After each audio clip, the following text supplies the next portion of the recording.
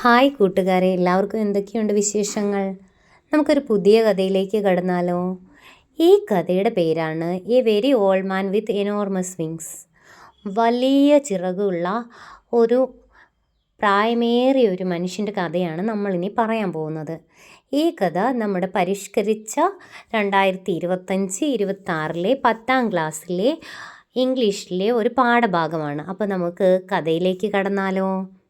എല്ലാവർക്കും കഥ കേൾക്കാനായി സ്വാഗതം. എ ടെയിൽ ഫോർ ചിൽഡ്രൻ എന്ന് പറയുന്ന ചെറുകഥാ സമാഹാരത്തിൽ നിന്നെടുത്തിട്ടുള്ളതാണ് ഈ ഒരു പാഠഭാഗം. കൊളംബിയൻ ഓഥറായ ഗബ്രിയൽ ഗാർഷ്യ മാർക്കസ് ആണ് ഈ കഥ എഴുതിയത്. ഈ കഥയിലൂടെ നമ്മൾ കാണാൻ പോകുന്നത് മാജിക് റിയാലിസം, അതായത് ഒരു ഫാൻറ്റസി വേൾഡിലൂടെ സഞ്ചരിക്കുന്ന, അതായത് മായാജാലപരമായ, അതായത് ഒരു മായികമായ ഒരു ലോകത്തിലൂടെ നമ്മുടെ മനസ്സ് പോകുമ്പോൾ ചിന്തിക്കുന്ന രീതിയിലുള്ള കഥകളിൽ കൂടെയാണ് ഇത് പോകുന്നത്. ഇന്നത്തെ കാലത്ത് നമുക്ക് ഇങ്ങനെയൊരു ചിന്ത നമ്മുടെ മനസ്സിലേക്ക് വരുമോ ഇല്ലയോ എന്നറിഞ്ഞുകൂടാ. എന്നിരുന്നാൽ കൂടെയും ഒരു മായാലോകത്തിലൂടെയുള്ള ഒരു യാത്ര നമുക്ക് തുടങ്ങിയാലോ? ആദ്യമായിട്ട് നമുക്ക് കഥാപാത്രങ്ങളെ പരിചയപ്പെടാം. പെലായോ ആണ് ഇതിൽ മെയിൻ നായകനായിട്ട് വരുന്നത്. പിന്നെ അദ്ദേഹത്തിൻ്റെ വൈഫ് എലിസെൻഡ, പിന്നെ ദ ഓൾഡ് മാൻ. ആ ഓൾഡ് മാനാണ് നമ്മുടെ ഏഞ്ചൽ. പിന്നെ ഫാദർ ഗുൻസാഗ, പിന്നെ നെയ്ബർ, സ്പൈഡർ വുമൺ, പിന്നെ നമ്മുടെ പെലായോയുടെയും എലിസെൻ്റെയുടെയും ഒരു കുട്ടിയുണ്ട്. അതാണ് ദ ചൈൽഡ് വരുന്നത്. അപ്പോൾ ഇവരൊക്കെയാണ് ഇതിലെ കഥാപാത്രങ്ങൾ. പെലായോ എന്ന വ്യക്തി താമസിച്ചിരുന്നത് ഒരു ബീച്ചിനടുത്തുള്ള ഒരു ചെറിയ കുടിലായിരുന്നു. ഒരു മഴയുള്ള ദിവസം അദ്ദേഹം തൻ്റെ വീടിന് പുറത്ത് ഇറങ്ങിയപ്പോൾ കണ്ടൊരു കാഴ്ച, ചിറകുകളൊടിഞ്ഞ ഒരു വൃദ്ധൻ തൻ്റെ മുറ്റത്ത് കിടക്കുന്നതാണ് കണ്ടത്. അവൻ്റെ ശരീരം ഭയങ്കര ബലഹീനമായിരുന്നു. ഒന്നും സംസാരിക്കാൻ പോലും കഴിയാതെ ഒരു വ്യക്തി കിടക്കുന്നു. ആദ്യം പെലായോ പേടിച്ചുപോയി.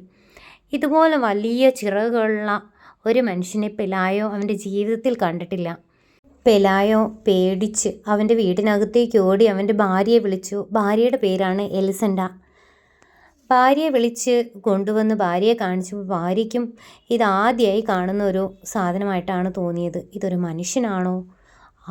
എന്തോ അറിഞ്ഞുകൂടാ. അവർ തമ്മിൽ സംസാരമായി. അങ്ങനെ അവർ അടുത്തുള്ള ഒരു അയൽവാസിയെ വിളിച്ചു കൊണ്ടുവന്നു. അപ്പോൾ അയൽവാസി ഈ ഒരു രൂപത്തെ കണ്ടപ്പോൾ പറഞ്ഞു, ഇത് വലിയൊരു കണ്ടിട്ട് തോന്നുന്നത് ഇതൊരു വലിയ ഒരു ഏഞ്ചലാണെന്നാണ് തോന്നുന്നത്, അതായത് ഒരു മാലാഖ. എനിക്ക് തോന്നുന്നത് നിങ്ങളുടെ മോന് പനിയാണല്ലോ, അപ്പോൾ അവൻ്റെ പനിയൊക്കെ കുറയ്ക്കാൻ വേണ്ടിയിട്ട് ദൈവം അയച്ച ഒരു മാലാഖയാണ് ഇവനെന്ന് അയൽവാസി പറഞ്ഞു. അവരും അത് അംഗീകരിച്ചു. എത്രയും ഭീമാകാരമായ ശരീരമുള്ള ഈ മാലാഖയെ എവിടെ സൂക്ഷിക്കാനാണ്? പെലായോ വിചാരിച്ചു, എന്നാൽ പിന്നെ നമ്മുടെ കോഴിക്കൂട്ടിൽ ഇദ്ദേഹത്തിന് ഇട്ടാലോ? അവശനായ ഈ മാലാഖയെ അവർ കോഴിക്കൂട്ടിലിട്ടു.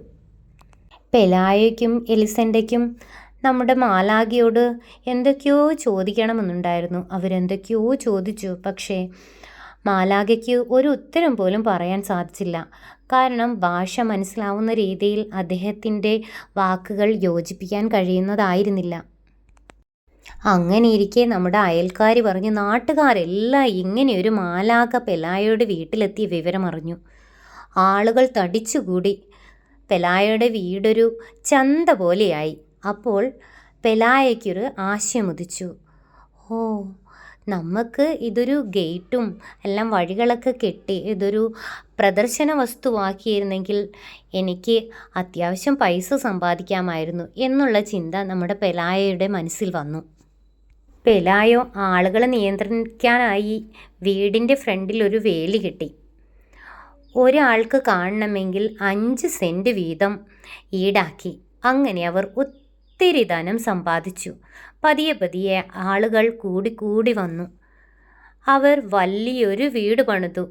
കൊട്ടാരത്തിന് സമമായ ഒരു വലിയ വീട്. അവർ വീടിന് പല രീതിയിലുള്ള നൂതനമായ സൗകര്യങ്ങളും കൊണ്ടുവന്നു. അങ്ങനെ അവർ സന്തോഷത്തോടെ ജീവിച്ചു.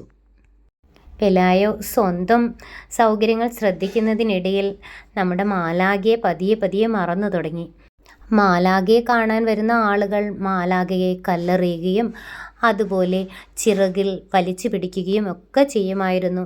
എന്നാലും നമ്മുടെ മാലാഖ ഒരു റെസ്പോൺസും കൊടുക്കാറില്ലായിരുന്നു. പെലായോയുടെ മകൻ പതിയെ ആരോഗ്യം വീണ്ടെടുത്തു. പതിയെ പതിയെ കോഴിക്കൂട്ടിനടുത്ത് പോകാനും കോഴിക്കൂട്ടിനകത്ത് കയറി നമ്മുടെ മാലാഖയോടൊപ്പം കളിക്കാനും തുടങ്ങി. അങ്ങനെ ഇരിക്കെ മാലാഖയ്ക്കും അതുപോലെ പെലായയുടെ മകനും ചിക്കൻ പോക്സ് പിടിപെട്ടു. എന്നിരുന്നാലും അതിൽ നിന്നെല്ലാം അവർ രക്ഷ നേടി. അങ്ങനെ ഇരിക്കെ ആ നാട്ടിലൊരു സ്പൈഡർ വുമൺ ഒരു സർക്കസിലെത്തി. അതിന് സംസാരിക്കാനും അതുപോലെ ആളുകൾ പറയുന്നതിനനുസരിച്ച് തിരിച്ച് റിപ്ലൈ ചെയ്യാനും സാധിക്കുമായിരുന്നു.